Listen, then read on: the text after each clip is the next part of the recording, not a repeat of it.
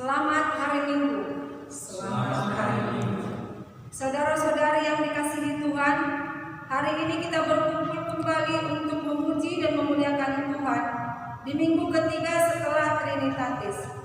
Dialah Allah dan Tuhan kita yang telah memberkati setiap rumah tangga yang percaya kepadanya. Terpujilah Allah itu Tuhan yang selalu memberkati rumah tangga orang percaya. Melalui topik minggu hari ini, kita diajak untuk membangun keluarga bahagia. Kita akan dapat mewujudkannya jika kita mau menuruti kehendak Tuhan dan jika kita selalu hidup dalam kasih Allah Tuhan kita. Dengan demikian, marilah kita mempersiapkan hati dan pikiran kita untuk beribadah. Kita berdoa di dalam hati.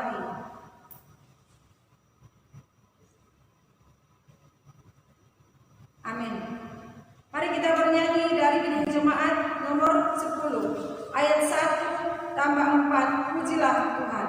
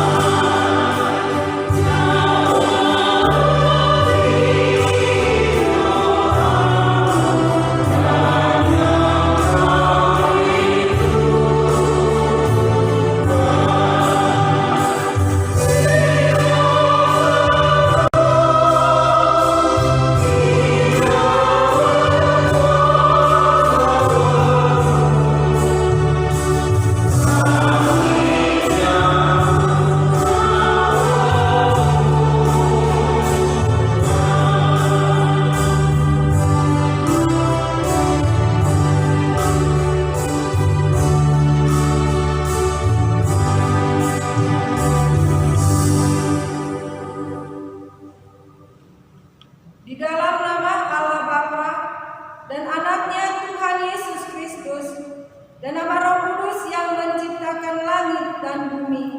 Amin. Dari jauh Tuhan menampakkan diri kepadanya.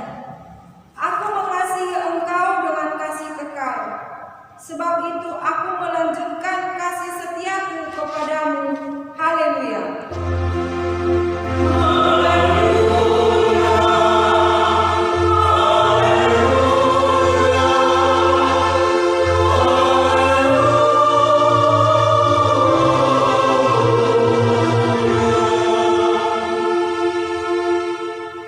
Marilah kita berdoa. Ya Tuhan Allah yang Maha Kuasa, berikanlah bagi kami iman yang benar, yang tumbuh dan kuat. Berikanlah bagi kami kasih yang setia, mencintai Tuhan dan manusia. Berikanlah bagi kami pengharapan yang hidup, supaya kami bersukacita melakukan kehendak-Mu. Dengarkanlah doa kami ini. Di dalam nama anak-Mu Tuhan Yesus Kristus Tuhan kami. Amin. Kita bernyanyi dari Kidung Jemaat nomor 200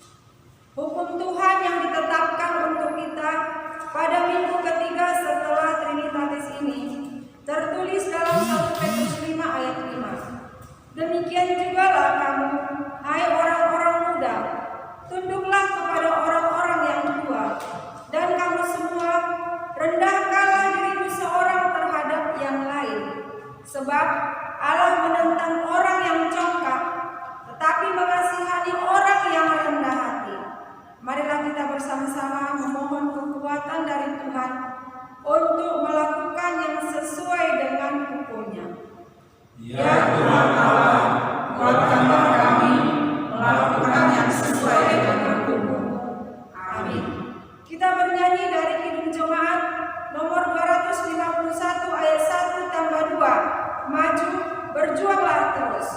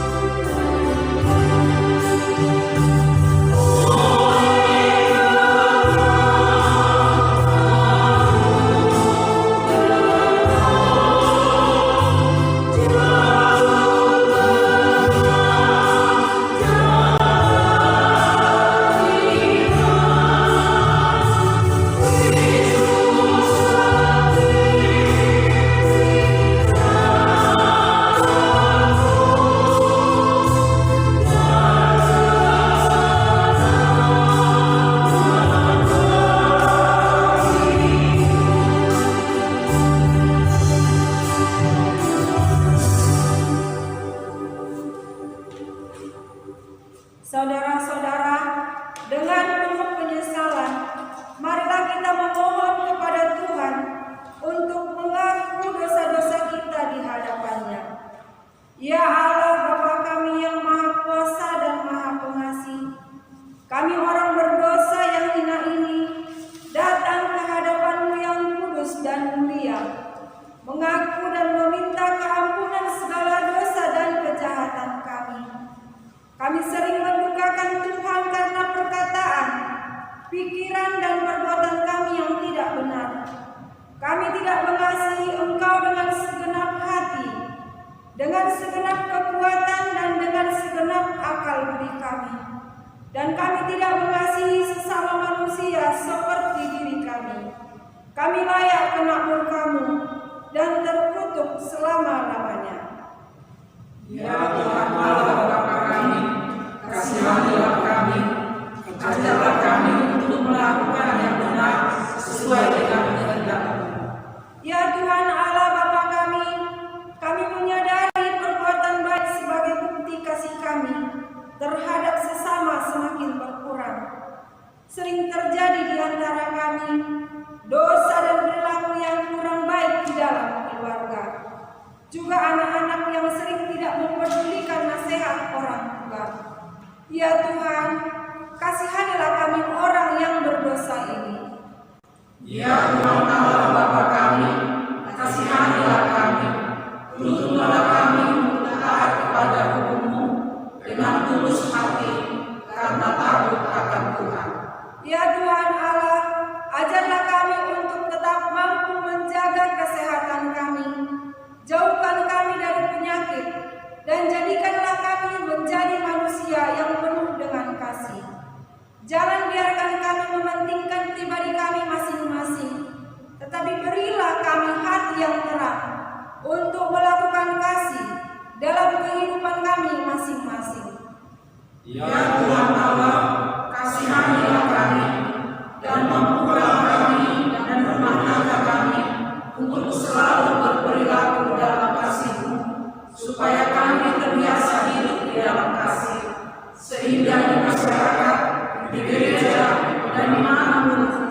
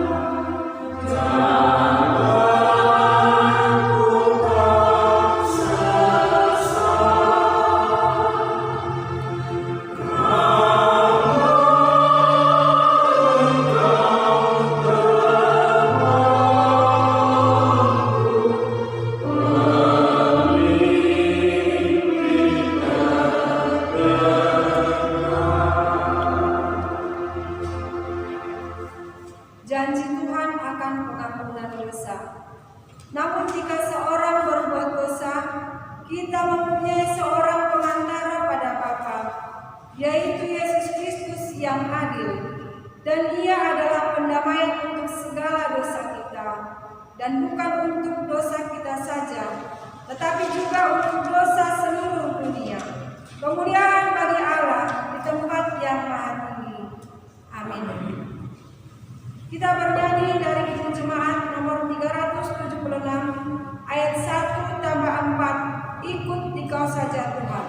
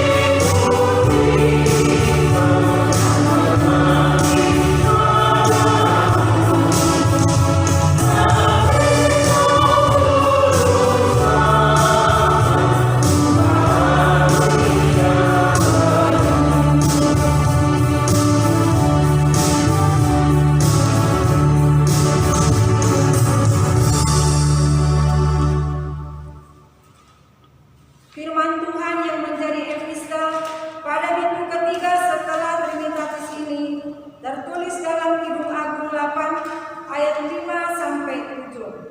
Siapakah dia yang muncul dari padang gurun yang bersandar pada kekasihnya? Di bawah pohon apel kubangunkan engkau. Di sanalah ibumu telah mengandung engkau.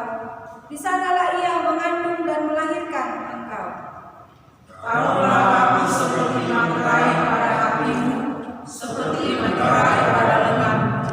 Karena cinta kuat seperti maut, kegairahan gigi seperti dunia orang mati. Nyalanya adalah nyala api, seperti nyala api Tuhan.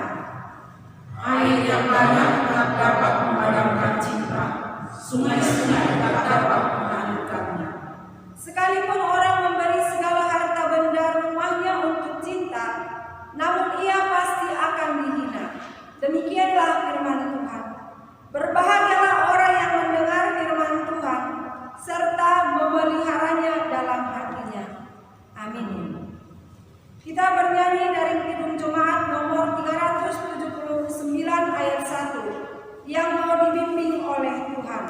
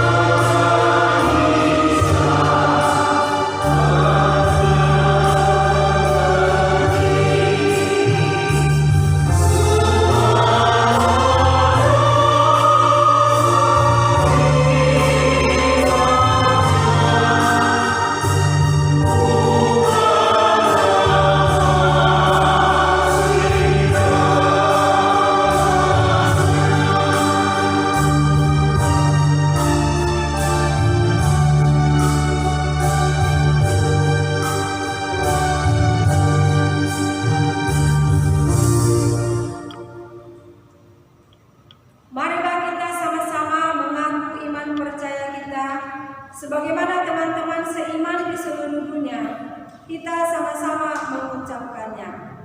Aku percaya kepada Allah, Bapa yang Maha Kuasa, Kali langit dan bumi. Aku percaya kepada Yesus Kristus, Anaknya yang tunggal Tuhan kita, yang dikandung daripada Roh Kudus, lahir dari anak darah Maria, yang menderita sengsara di bawah pemerintahan Pontius Pilatus, disalibkan, mati dan dikuburkan, turun ke dalam kerajaan maut. Pada hari yang ketiga, bangkit pula dari antara orang mati, naik ke surga, duduk di sebelah kanan Allah, Bapa yang Maha Kuasa, dan dari sana Ia akan datang untuk menghakimi orang yang hidup dan yang mati. Aku percaya kepada Roh Kudus dan adanya satu gereja yang kudus, persekutuan orang kudus, pengampunan dosa, kebangkitan daging, dan hidup yang kekal. Amin. Mari kita dengarkan warta jemaat. Mari kita dengar warta jemaat kita di minggu kita hari ini. Yang pertama, nama minggu kita hari ini adalah minggu yang ketiga setelah Trinitatis, dengan topik minggu membangun keluarga bahagia, Pajong Bagas nomor 2. Yang kedua, warta pernikahan atau warta yang kedua akan menerima pemberkatan nikah Daniel Kempani Siahaan, anggota jemaat HKBP Indonesia, Resort Medan Kota, putra dari Bapak MP Siahaan atau almarhum Ibu SD Guru Huta Barat, alamat Jalan Arbusi 7, Gang Aman, Lek 2, dengan Sandra Sylvia Boris Siregar, anggota jemaat HKBP Jalan Belajar, Resort Jalan Belajar, putri dari Bapak Sintua MP Siregar, SPD MM, Ibu Krisnayanti Hulu, alamat Jalan Belajar Gang Alas nomor 5 Medan. Pemberkatan nikah direncanakan pada hari Sabtu 4 Juli 2020 di Gereja HKBP Indonesia. Mari kita doakan kiranya Tuhan memberkati rencana pernikahan tersebut. Yang ketiga, seluruh jemaat supaya menjaga diri, menjalankan anjuran pemerintah dengan baik, dan selalu berdoa kepada Tuhan agar penyebaran virus corona atau COVID-19 segera berakhir. Yang keempat, seluruh jemaat supaya melaksanakan ibadah minggu setiap hari Minggu dan ibadah pertanian setiap hari Kamis, dan silakan meminta acara dari para halalu. Yang kelima, dihimbau seluruh jemaat supaya menyampaikan persembahan kemuliaan melalui halalu atau ditransfer ke bendahara mulia langsung ke rekening khusus bendahara. Yang keenam, laporan keuangan dapat kita lihat di warta jemaat. Demikian warta jemaat kita. Tuhan Yesus memberkati kita. Marilah kita bersatu di dalam doa.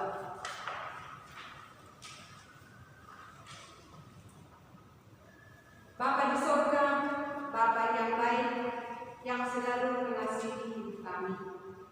Kami mengucap syukur dan terima kasih kepada-Mu Tuhan, yang selalu menyertai kami.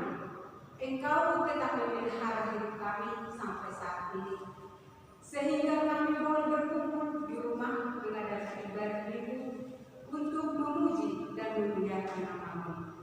Berkati ibadah kami ini dengan kuasa Roh Kudus-Mu, agar kami terbebas dari rasa ketakutan, menjalankan hari-hari yang Tuhan berikan buat semua jemaat, sehingga kami beroleh hikmat dari Tuhan serta penuh sukacita.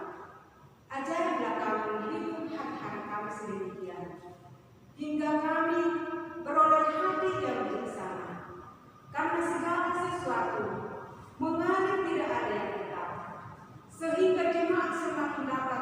mendekatkan diri kepada Tuhan dalam menghadapi tantangan zaman virus corona 19, sehingga jati diri kami sebagai pengikut Kristus tetap tercermin dimanapun kami berdoa.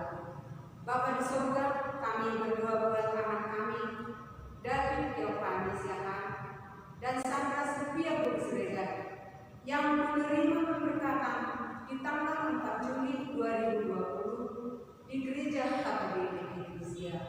Kami serahkan ke tangan pengasihan supaya mereka menjadi rumah tangga yang takut akan Tuhan. Demikian juga rencana kedua belah pihak agar Tuhan memberkati acara pesta pernikahan anak kami itu di dalam sukacita dari awal sampai akhir. Tuhan selalu melindungi. Kami berdua juga berjemaat, mulai anak kecil, dewasa, orang tua, hingga lansia, agar semua jemaat menjaga diri dan menjalankan anjuran pemerintah dengan baik dan selalu berdoa kepada Tuhan agar penyebaran virus corona 19 segera berakhir. Demikian juga buat anak-anak kami yang belajar di rumah, bermain di rumah. Salah satu pengalaman yang tak terlupakan seumur hidup bagi anak kami adalah saat orang tua membimbingnya belajar di rumah untuk menghindari wabah COVID-19. Bapa di surga, kami juga berjemaat yang memberikan persembahan untuk pekerjaan Tuhan. Berkati lipat kali ganda berkatmu. Biarlah persembahan itu menjadi persembahan yang harum di hadapan-Mu. Demikian juga jemaat yang belum dapat memberi, yang punya kerinduan untuk memberi. Biarlah Tuhan curahkan berkat-Mu melimpah, supaya di hari yang akan datang dapat memberi bagi pekerjaan Tuhan. Demikian juga jemaat yang berbuat berat. Biarlah Engkau tolong, berikan kelegaan dan jalan keluar dari setiap persoalan yang kami hadapi. Kami berdua juga berjemaat yang sakit, Amang Berperan Muslim Pundauru yang pemulihan di rumah, Inang Nyonya Raja Buku Kursi Bulian juga pemulihan di Pekanbaru. Berkati para dokter yang merawatnya, juga keluarga yang menjaga. Biarlah Tuhan berkat, sehingga pun fisiknya lemah, mereka tetap berpengharapan pada Tuhan, menyembuhkan mereka, sehingga untuk hari selanjutnya mereka boleh bersaksi tentang kebesaran Tuhan. Bapa di surga, kami berdoa untuk bangsa dan negara kami yang sedang menjalankan hidup baru era di Muhammad. Tuhan yang selalu memberi ketenangan bagi jemaat Kristen di dunia ini, bagi warga Indonesia, supaya kami mendekat pada Tuhan dan semakin banyak orang yang percaya dan jiwa-jiwa baru menjadi pengikut Kristus di bumi ini.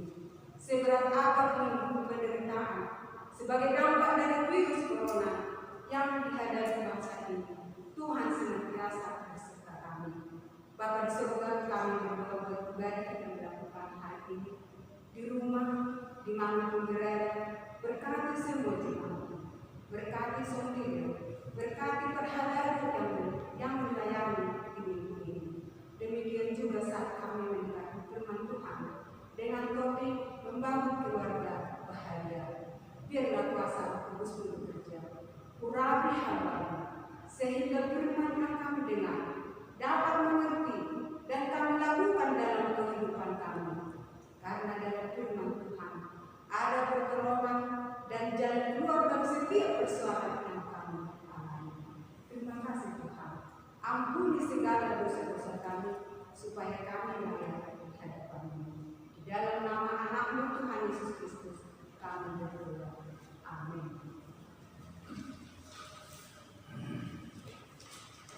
Kita bernyanyi dari Kidung Jemaat nomor 318 ayat 1. Berbahagia tiap rumah tangga sambil mengumpulkan persembahan. Berbahagia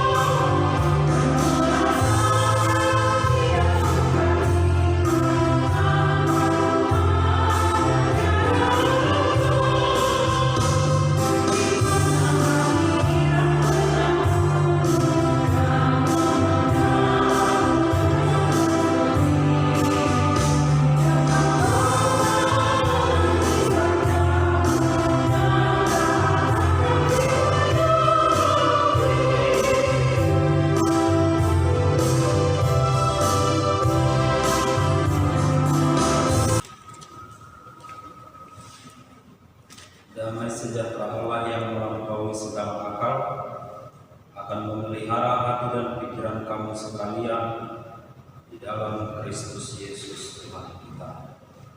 Amin. Shalom. Shalom. Firman Tuhan bagi kita di dalam peribadahan kita saat ini yaitu dari kitab Kolose. Kolose pasal 3 dimulai dari ayat 18 hingga ayat 21. Demikian firman Tuhan.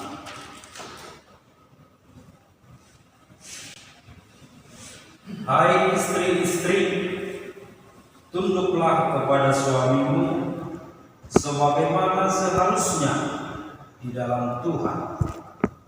Hai suami-suami, kasihilah istrimu dan janganlah berlaku kasar terhadap dia.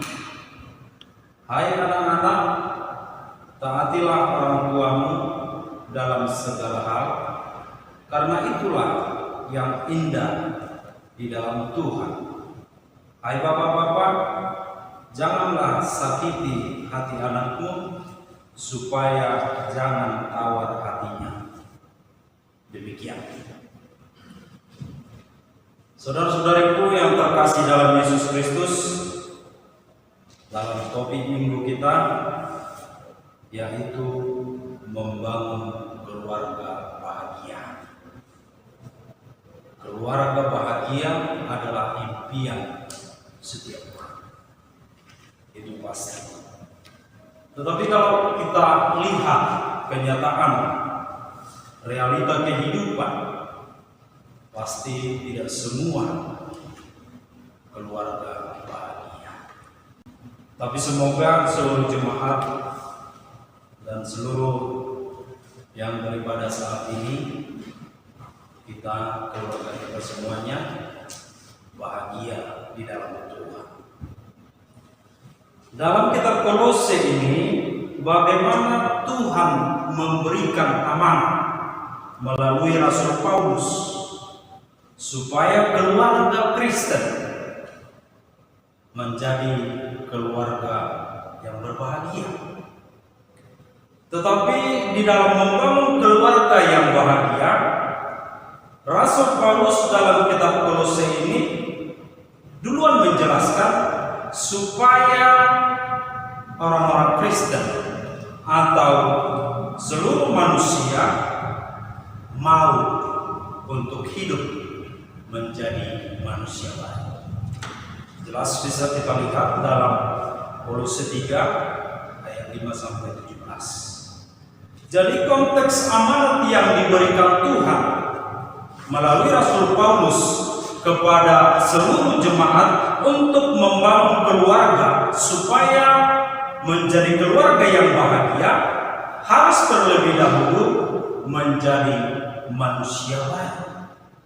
Manusia baru yang dimaksudkan di sini, saudara-saudariku, bagaimana setiap unsur dalam keluarga itu harus lebih dulu menjadi manusia yang penuh kasih, menjadi manusia yang hidup dalam damai sejahtera, dan segala sesuatu yang dilakukan adalah bersumber dari Tuhan kita Yesus Kristus. Jadi karena itu saudara-saudariku, bukan berarti Kolose 3 ini menjadi alasan contoh kepada suami untuk memaksa supaya istrinya untuk tunduk. Tetapi maksud dari Tuhan melalui kitab Kolose ini bahwa segala unsur yang ada di dalam rumah tangga itu, amanat itu akan bisa dilakukan, akan bisa dilaksanakan ketika semua unsur, yaitu suami, istri, dan anak-anak semuanya hidup baru di dalam Tuhan. Kalau kita kembali kepada Kolose 3 ini, saudara-saudari, dimulai tadi dari ayat 18 dikatakan, hai istri-istri, tunduklah kepada suami sebagaimana seharusnya di dalam Tuhan. Hai istri-istri, tunduklah kepada suamimu sebagaimana seharusnya di dalam Tuhan. Kadang-kadang orang berpikir, apakah memang maksud dari kata tunduk ini adalah harus mengikuti apapun yang dikatakan suami? Ya, mungkin dari sekilas pemahaman kita berpikir bahwa seorang istri harus tunduk dalam segala hal kepada suami. Tetapi di sini yang dimaksudkan bagaimana istri tunduk kepada suami, bahwa suaminya juga adalah suami yang benar-benar sudah hidup baru di dalam kasih. Jadi bukan berarti bahwa ayat ini alasan seorang suami untuk memaksa seorang istri tunduk kepada suami, padahal ia hidup tidak sesuai dengan firman Tuhan. Bukan seperti itu. Tetapi istri tunduk kepada suami karena memang sesungguhnya suami juga benar-benar hidup di dalam Kristus. Saudara-saudariku yang terkasih di dalam Yesus Kristus, kalau kita lanjutkan kepada ayat 19, hai suami-suami, kasihilah istrimu dan janganlah berlaku kasar terhadap dia. Kenapa dikatakan berlaku kasar? Karena pada umumnya bahwa kaum perempuan dianggap kaum lemah. Dan dalam konteksnya bagaimana budaya Helenisme dan begitu juga dengan budaya Yahudi yang justru menomorduakan kaum perempuan, sehingga kaum perempuan bisa saja dominan menerima yang namanya kekerasan dari suami, ataupun bahwa kaum perempuan itu dinomorduakan sehingga kadang-kadang terjadi apa yang namanya yang kurang baik. Saudara-saudariku yang terkasih dalam Yesus Kristus, amanat ini akan bisa dilaksanakan suami dan istri ketika dua-duanya adalah bagian dari manusia yang sudah benar-benar hidup baru di dalam kasih. Kita lanjut kepada yang ayat 20, dikatakan, hai anak-anak, taatilah orang tuamu dalam segala hal, karena itulah yang indah di dalam Tuhan. Suami mengasihi istri, istri menaati suami, dan anak-anak juga menaati orang tuanya, tetapi semuanya itu adalah di dalam kasih, dan segala sesuatunya itu akan menjadi kemuliaan bagi Tuhan. Kalau kita bandingkan dengan situasi kehidupan saat ini, saudara-saudari, bagaimana mungkin bahwa apa yang dikatakan Allah melalui Kolose atau melalui Rasul Paulus mungkin sangat sulit kita temukan di dalam realita ini. Karena apa? Bahwa realita kehidupan sangat-sangat jauh. Bahkan kalau kita bandingkan dengan media-media ataupun kabar yang dibuat dari media, justru banyak yang justru berbanding terbalik dengan apa yang dikatakan Allah melalui kitab Kolose. Bisa kita lihat justru cenderung terjadi yang namanya KDRT, kekerasan dalam rumah tangga. Apalagi saudara-saudariku, mungkin di sisi lain banyak anak yang justru sangat sulit.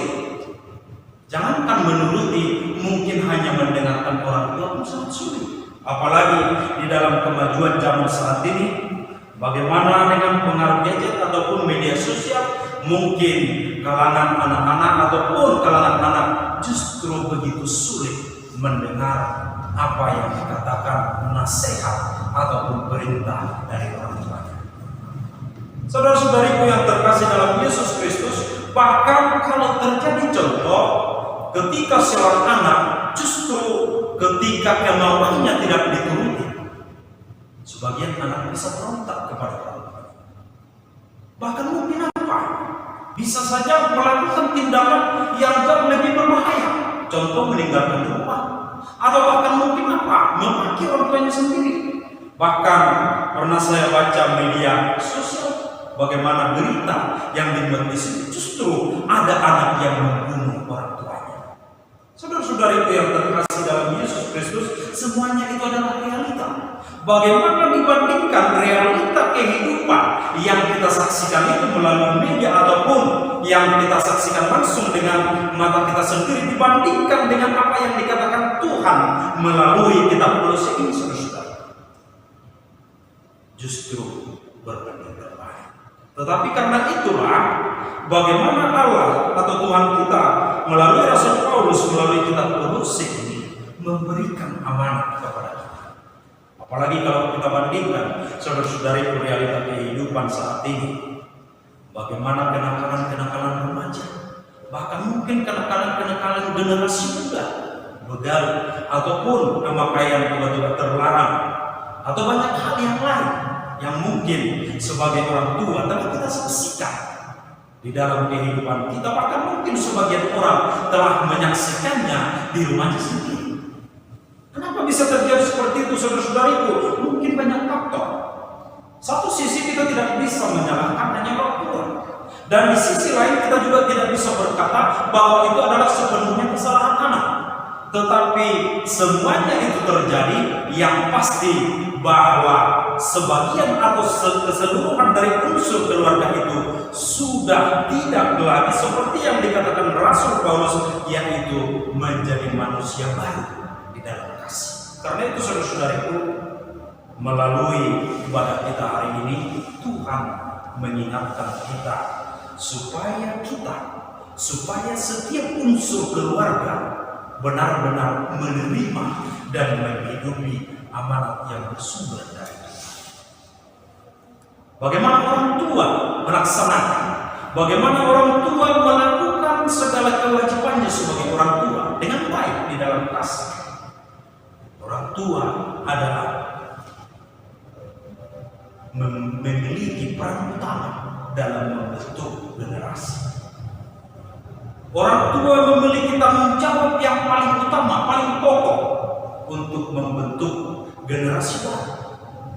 Kalau kita bandingkan dengan realita kehidupan generasi saat ini, alangkah sangat indah kalau kita wujudkan bagaimana orang tua ataupun generasi yang lebih tua harus siap dan melakukan bagaimana orang tua mau membantu generasi muda untuk mampu menjadi generasi yang lebih baik.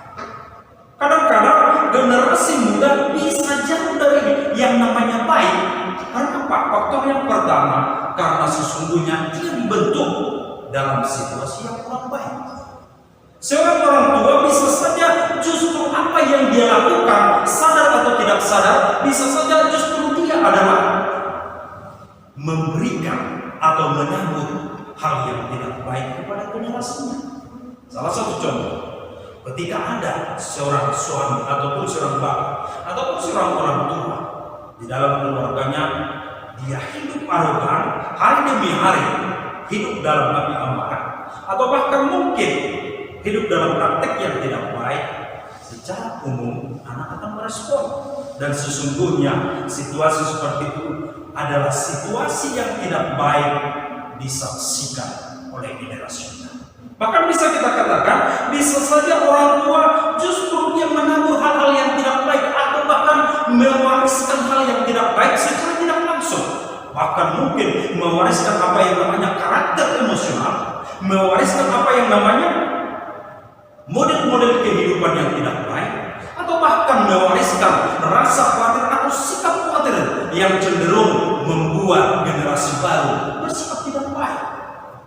Saudara-saudari yang terkasih di dalam Yesus Kristus, secara khusus jemaat gereja HKBP Eklesia, bagaimana dengan kita, saudara-saudari? Apa kira-kira yang sudah kita wariskan, yang sudah Bapak Ibu wariskan kepada generasi gereja kita, generasi yang akan menjadi penerus? Kira-kira apa yang telah kita berikan? Apakah yang kita berikan itu semuanya adalah hal yang baik? Yang pasti harus. Karena itu, saudara-saudariku, hal yang perlu yang pertama secara khusus dalam ibadah kita ini, bagaimana orang tua harus benar-benar introspeksi diri melalui apa yang dikatakan Tuhan melalui kitab Kolose ini, supaya setiap orang tua benar-benar terlebih dahulu hidup baru di dalam kasih. Kalau kita bandingkan dengan Kolose 3 ayat 5 tadi, saudara-saudariku, karena itu tinggalkanlah dalam dirimu segala sesuatu yang duniawi, yaitu percabulan, kenajisan, hawa nafsu, nafsu jahat, dan juga keserakahan yang sama dengan penyembahan berhala. Sekalipun mungkin apa yang dikatakan Rasul Paulus dalam ayat 5 ini belum mencakup semua jenis dosa, tetapi ini adalah gambaran bagaimana situasi ini bisa menjadi situasi yang realistis terjadi di dalam kehidupan. Seorang orang tua bisa saja tanpa tidak dia sadari justru apa yang diperbuatnya itu bukan membangun generasi muda, tetapi justru mencekuki generasi muda dengan bibit-bibit yang tidak baik. Alhasil tanpa tidak disadari generasi muda terbentuk dengan model yang tidak baik. Saudara-saudariku yang terkasih di dalam Yesus Kristus, kalau hal itu yang terjadi di dalam diri kita, kalau hal seperti itu yang terjadi di dalam keluarga kita, atau bahkan di gereja kita, atau secara umum atau lebih luas di negara kita, kira-kira bagaimana nantinya masa depan keluarga kita, masa depan gereja kita, atau bahkan masa depan dari negara kita? Artinya kalau itu berlanjut terus dan terus, bahwa sesungguhnya kehancuran atau hal yang tidak baik itu sudah nyata, atau bahkan bisa kita katakan sudah di depan mata. Karena itu saudara-saudariku, bahwa hal itu bisa kita ubah, hal itu harus kita ubah, dan itulah yang diinginkan Tuhan dari kita saudara-saudariku, secara khusus di dalam peribadahan kita hari ini. Supaya apa yang diinginkan Tuhan, seperti topik minggu kita, yaitu membangun keluarga bahagia.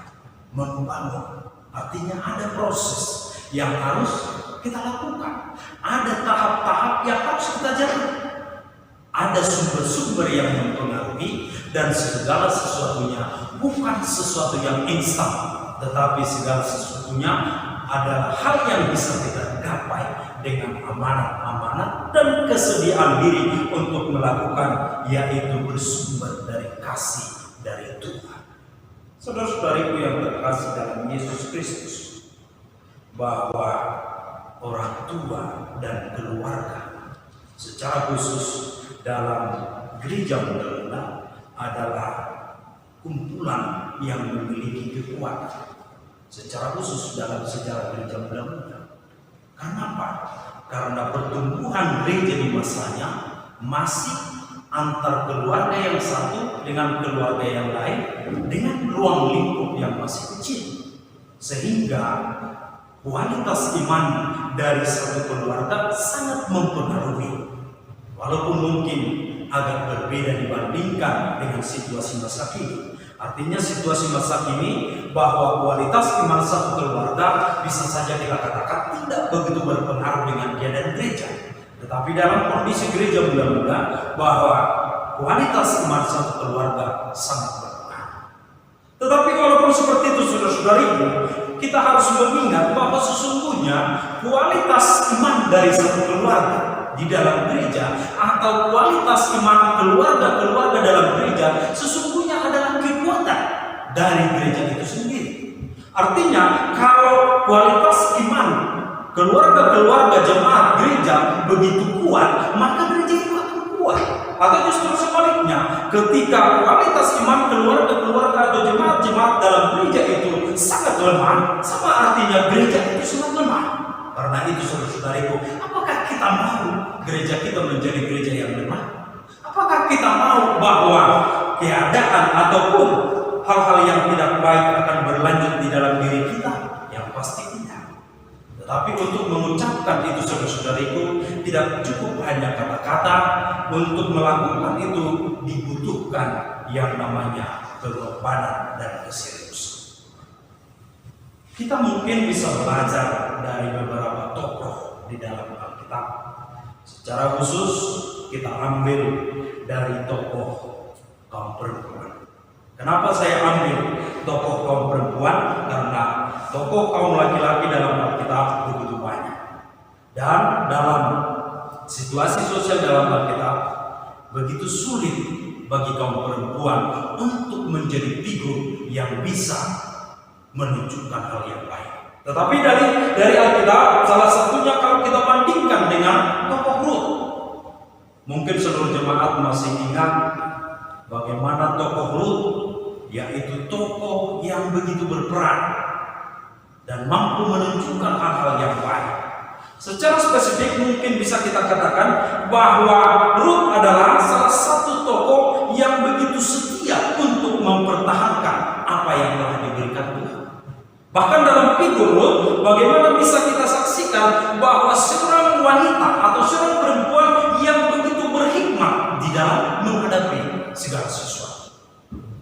Bahkan jauh lebih itu saudara-saudariku, di dalam praktek kehidupannya, bahwa Rut adalah salah satu figur dari kaum perempuan yang begitu murah. Atau di sisi lain saudara-saudariku, mungkin bisa kita mengingat bagaimana figur Deborah. Bagaimana Deborah, dia dari kalangan perempuan justru bisa menjadi raja atau pemimpin.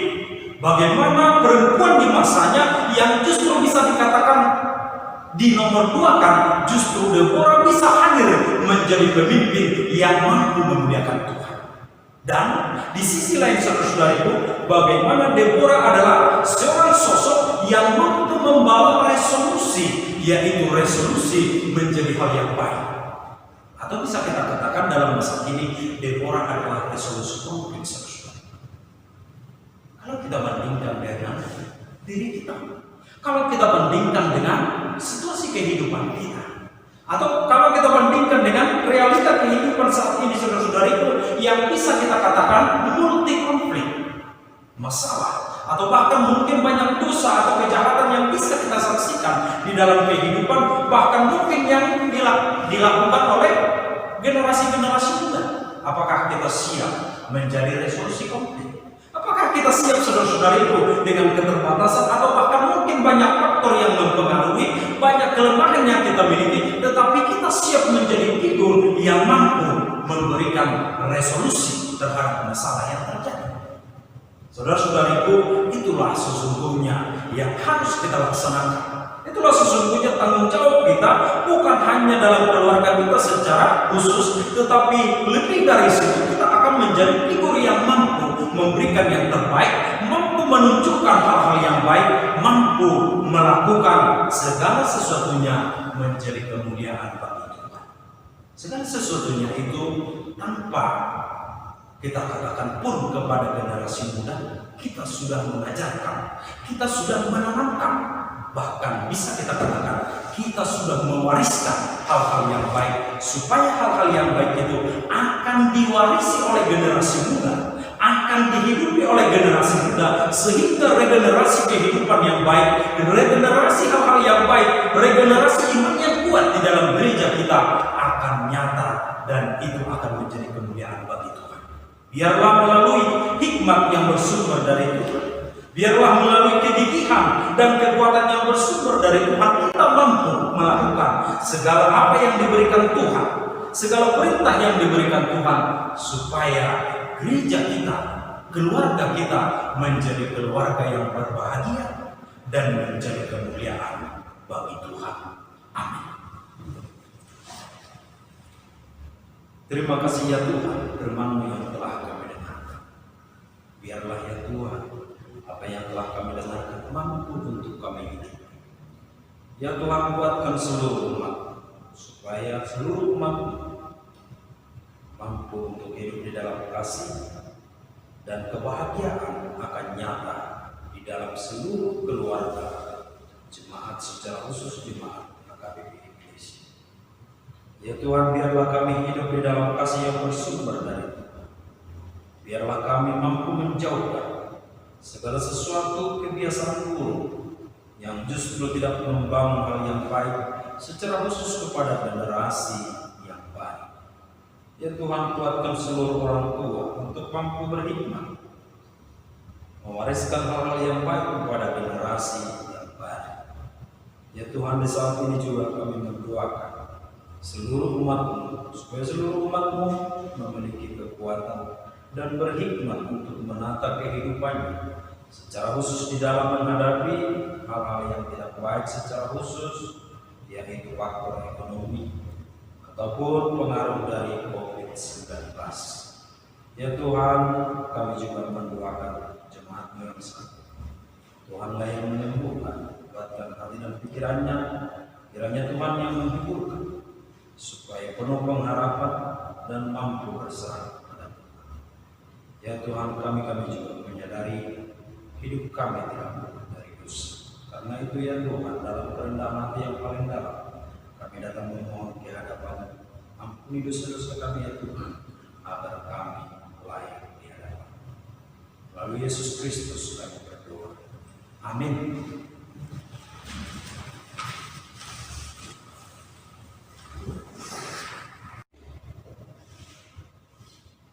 Kita bernyanyi dari Kidung Jemaat nomor 447 ayat 1 sambil mengumpulkan persembahan.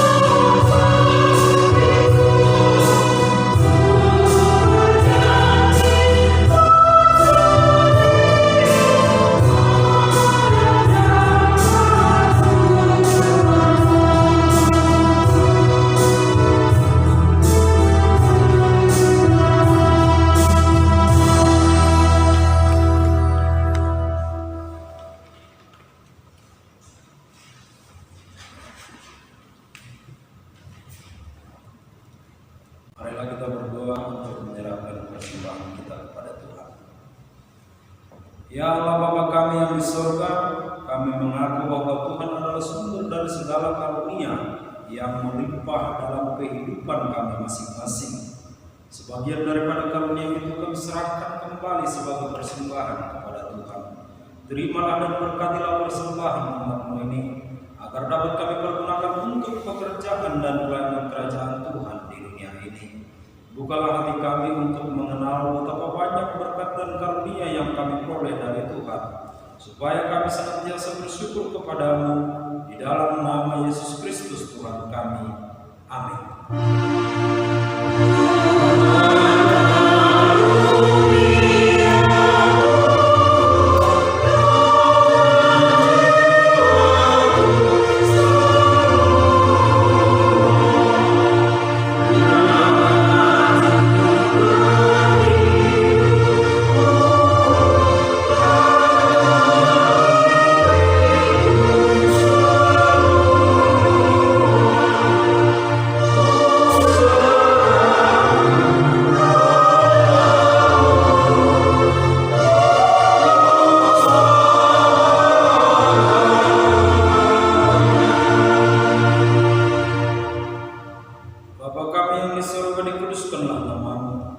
Datanglah kerajaan-Mu, jadilah kehendak-Mu di bumi seperti di surga.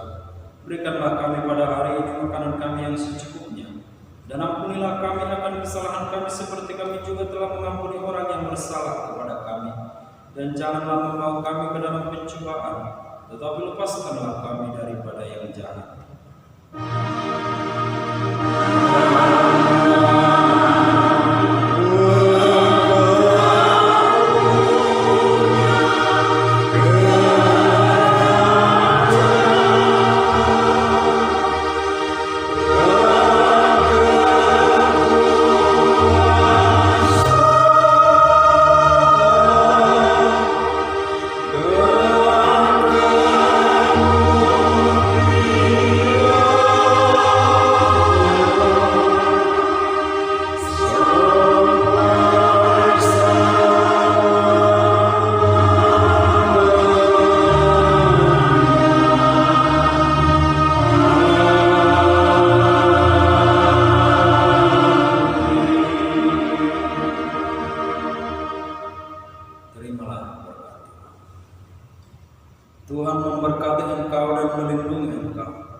menyinari engkau dengan wajahnya dan memberi engkau kasih karunia. Tuhan menghadapkan wajahnya kepadamu dan memberi engkau damai sejahtera. Amin.